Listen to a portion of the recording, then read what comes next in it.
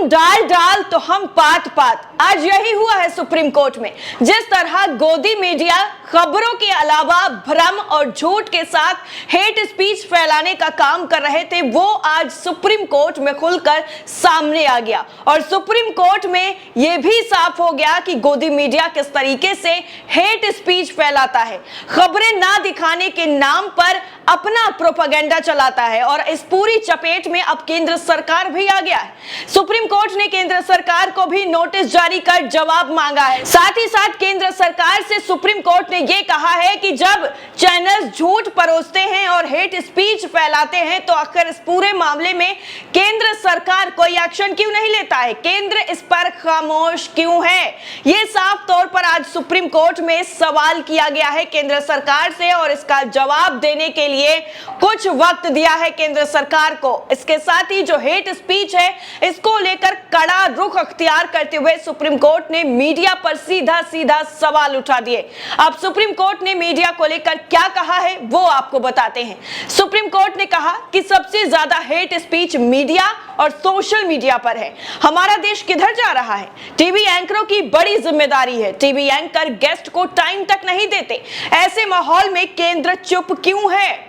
आपने देखा होगा डिबेट में कैसे एक पार्टी का प्रवक्ता बनकर एंकर अपनी पूरी बात रखते हैं। प्रवक्ता ना भी बोले तो एंकर पूरा काम कर देते हैं और विपक्ष के जो प्रवक्ता होते हैं उनको बोलने तक नहीं दिया जाता है। उनके बीच में सवाल पर सवाल की जो मिसाइल है वो ऐसे दागी जाती है कि वो किसी भी सवाल का जवाब दे ही ना पाए। उसी को लेकर आज कोर्ट ने कह दिया कि जब विपक्ष के जो नेता होते हैं उनको जगह दी ही नहीं जाती है, उनको बोलने नहीं दिया जाता है। इस पर केंद्र अपना जो है रुख क्यों स्पष्ट नहीं करता है, क्यों इस पर केंद्र खामोश बैठा हुआ है? इसके आगे सुप्रीम कोर्ट ने कहा कि एक सख्त नियामक तंत्र स्थापित करने की जरूरत है। सुप्रीम कोर्ट ने इस मामले में केंद्र सरकार से 2 सप्ताह के अंदर जवाब मांगा है।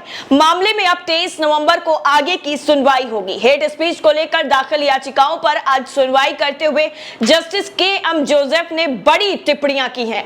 उन्होंने कहा कि राजनीतिक दल इससे पूंजी बनाते हैं और टीवी चैनल एक मंच के रूप में काम करते हैं। सबसे ज्यादा नफरत भरे भाषण टीवी सोशल मीडिया पर हो रहे हैं। दुर्भाग्य से हमारे पास टीवी के संबंध में कोई नियामक तंत्र नहीं है। इंग्लैंड में एक टीवी चैनल पर भारी जुर्माना लगाया गया था। दुर्भाग्य से वो प्रणाली भारत में नहीं है। एंकरों को यह बताना चाहिए कि अगर आप गलत करते हैं तो परिणाम भुगतने होंगे। ये साफ तौर पर टिप्पणी की गई सुप्रीम कोर्ट के जस्टिस की तरफ से। वो कह दिया गया कि दुर्भाग्यपूर्ण है कि हमारे देश में बाहर की तरह कोई नियम नहीं है, कोई ऐसा कानून नहीं है, वरना आज इन लोगों को भारी जो भुगतान है वो करना पड़ता और इसका परिणाम जो नफरत फैलाते हैं उसका बहुत बुरा होता। उन्होंने आगे कहा कि समस्या तब होती है जब आप किसी कार्यक्रम के दौरान किसी व्यक्ति को कुचलते हैं। जब आप टीवी चालू करते हैं तो हमें यही मिलता है, हम इससे जुड़ जाते हैं। हर कोई इस गणतंत्र का है। ये राजनेता हैं जो लाभ उठा रहे हैं। सीधा सीधा उन्होंने पार्टियों को यानी राजनीतिक पार्टियों को भी निशाना पे ले लिया।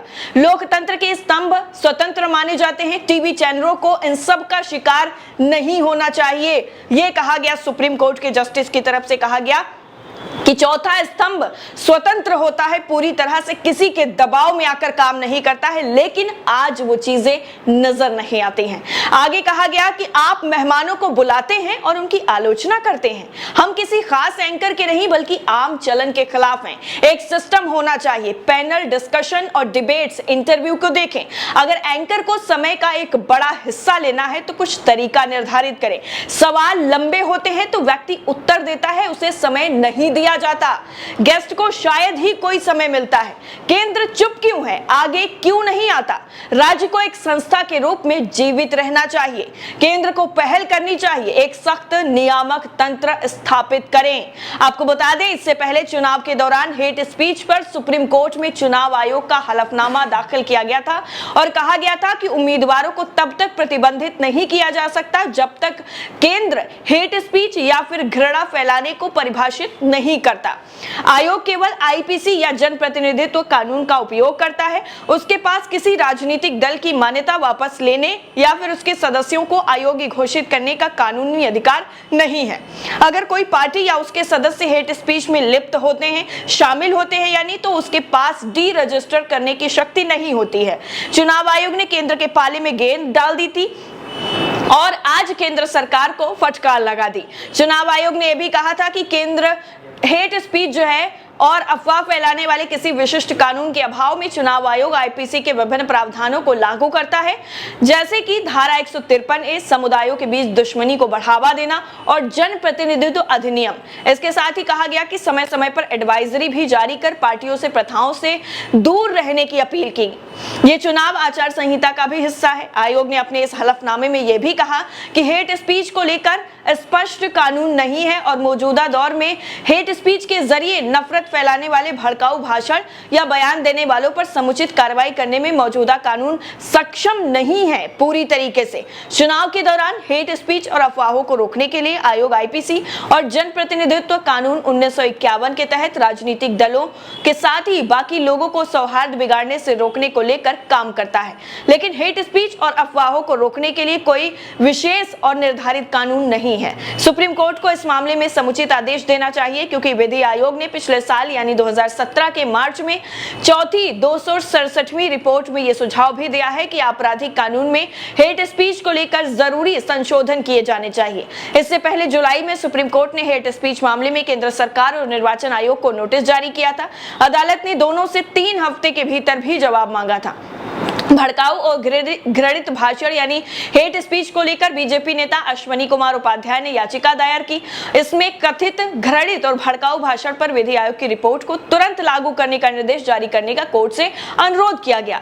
उपाध्याय ने हेट स्पीच पर विधि आयोग की 267वीं रिपोर्ट को लागू करने की मांग की। दरअसल साल 2017 में विधि आयोग ने घृणित और भड़काऊ भाषण को परिभाषित किया था। सुप्रीम कोर्ट के निर्देश पर भारतीय दंड संहिता यानी आईपीसी और आपराधिक प्रक्रिया संहिता सीआरपीसी में धारा 153C और 505A को जोड़ने का सुझाव दिया था, और ये पूरा मामला जो है आज खुलकर सामने आ गया है, जब सुप्रीम कोर्ट की तरफ से जो चैनल्स हैं जो इस हेट स्पीच फैलाने का काम करते हैं, इसको लेकर साफ तौर पर सुप्रीम कोर्ट ने ये चेतावनी दे दी कि ऐसे लोगों को लेकर केंद्र सरकार कोई एक नियम कानून क्यों नहीं बना रहा है। केंद्र सरकार का क्या ध्यान नहीं जा रहा है इस पर, या फिर केंद्र सरकार जानबूझकर अपनी आंखें बंद करे हुए बैठा हुआ है, या उन पर एक्शन लेना नहीं चाहता।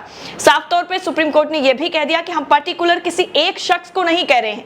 हमने जितने भी न्यूज चैनल देखे हैं, जब भी हम उनको खोलते हैं, जब भी न्यूज देखने के लिए बैठते हैं, तो ऐसा देखने को मिलता है कि आप अपने मेहमानों को बुलाकर, विपक्ष को बुलाकर उनकी आलोचना करते हैं, उनकी बेइज्जती करते हैं। वहां पर आप उन्हीं से सारे सवाल करते हैं, जबकि सत्ताधारी पार्टी से कोई सवाल नहीं किया जाता है।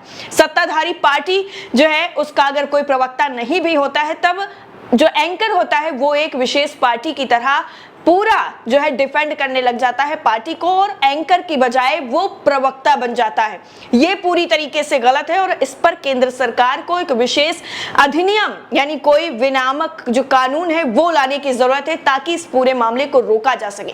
क्योंकि बाकी लोग तो हेट स्पीच फैला ही रहे हैं, लेकिन एंकरों ने अपना काम छोड़कर हेट स्पीच फैलाने का जो धंधा शुरू कर दिया है वो वाकई काफी ज्यादा चिंता का विषय है। और इसको लेकर आज सुप्रीम कोर्ट ने सीधा सीधा गोदी मीडिया और केंद्र सरकार को फटकार लगाते हुए जवाब तलब किया है। अब देखने वाली बात यह होगी कि 23 सितंबर को इस पूरे मामले में सुप्रीम कोर्ट की तरफ से क्या फैसला आता है और केंद्र सरकार इस पूरे मामले में क्या जवाब देता है। इस पूरी रिपोर्ट को लेकर आपकी राय क्या है, कमेंट सेक्शन में जरूर बताइएगा। जय हिंद।